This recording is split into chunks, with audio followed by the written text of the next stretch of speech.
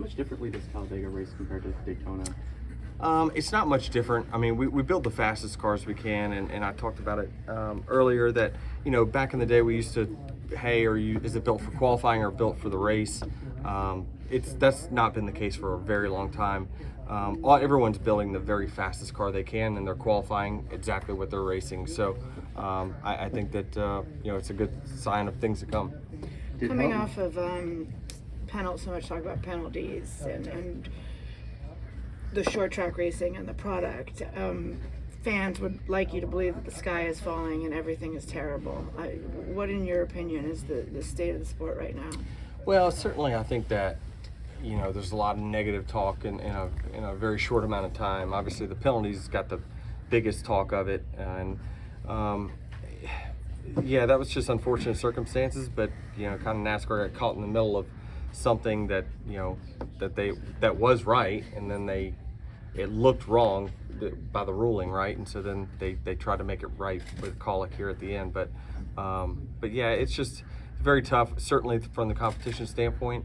I believe that we can continue to make it better, and as long as we are open to new ideas, which it sounds like that we are, we can make this better. We need to make it better. So Talladega is typically a place that generates a lot of conversation.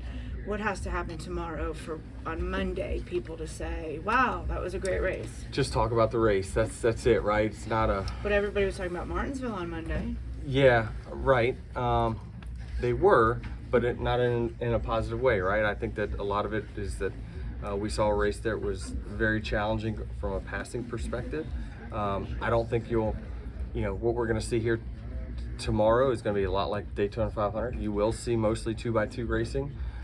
That's just kind of the product of the car, right? But we're going to continue. We've got some bigger fish to fry, I think, on competition than speedways, and it'll get its attention in due time for sure. What is the advantage of the pole here?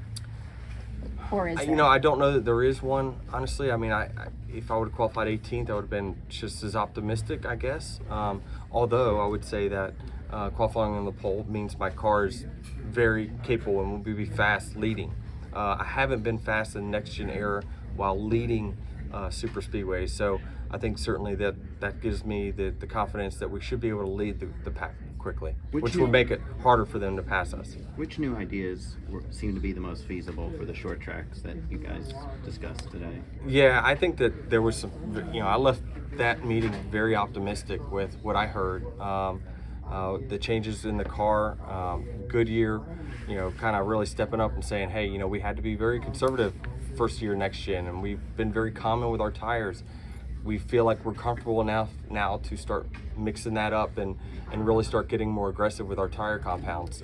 That's all fantastic news for us and hopefully for competition here in the next few months. Denny, can you share what it was like when you got the phone call about being on the 75-race drivers list? Well, I saw Jim France call, and my first thought was, oh shit, here we go again. That's what Kyle Larson said. Larson goes, Really? we just had Bristol. What did I do? Larson got Helton. You get great. Larson got Helton and said, oh shit, are they going to suspend me? Yeah.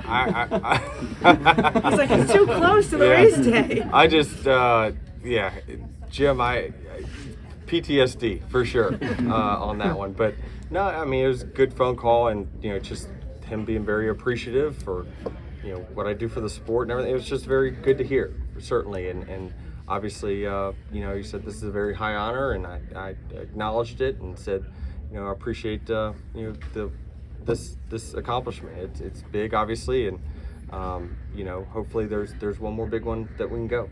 When they announced they were doing this list, did you even think about whether you would be on it or if you would? I mean, of course you think about it for sure, and I thought that I had a place somewhere in there, but you just never know until you know. Denny, what's the difference in your strategy? You strategize this race, you think it through probably a million times, starting from the pole. It's so different, when you lead the field to green versus being back, I guess.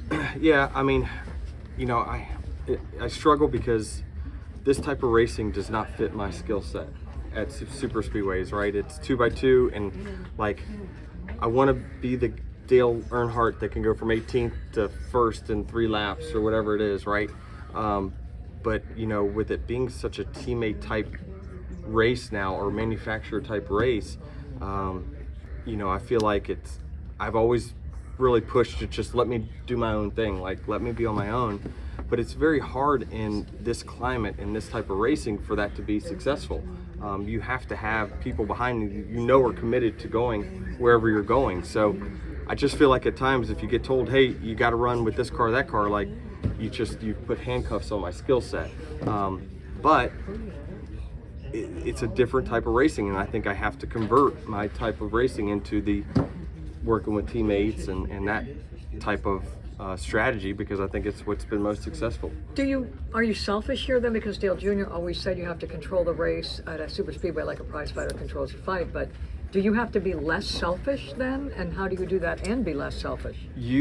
Being selfish was beneficial until next gen, for sure, absolutely. My independence and not wanting to work with teammates, not because, you know, I didn't want to, it's just they made moves I didn't necessarily agree with, so I just would go rogue and go on my own. But I just felt like this next gen era in 2x2 racing, you just can't pull out and pass like you used to be able to by yourself. So you have to rely on teammates, which is why we've, you know, converted our style, and I've had to change my style. 5 super speedway wins. Would you say you've successfully converted your style? I haven't won in next gen, so no, not yet. Okay. I'm working on it. Again, I wish I could go back in time, but I can't. You know, I just have to. Back in time to win. Just, you know, when you saw 3 and 4 wide, and I could just, all I needed was air disturbed. Any kind of air disturbed, I could find little pockets of air to make my car go. This, you really have to just continue to push whoever's in front and make sure someone's in line behind you. This is Harrison Burton, driver the number 21. Make sure to hit that subscribe button. Also, check out one of these 2 videos beside me. Visit frontstretch.com for more racing content.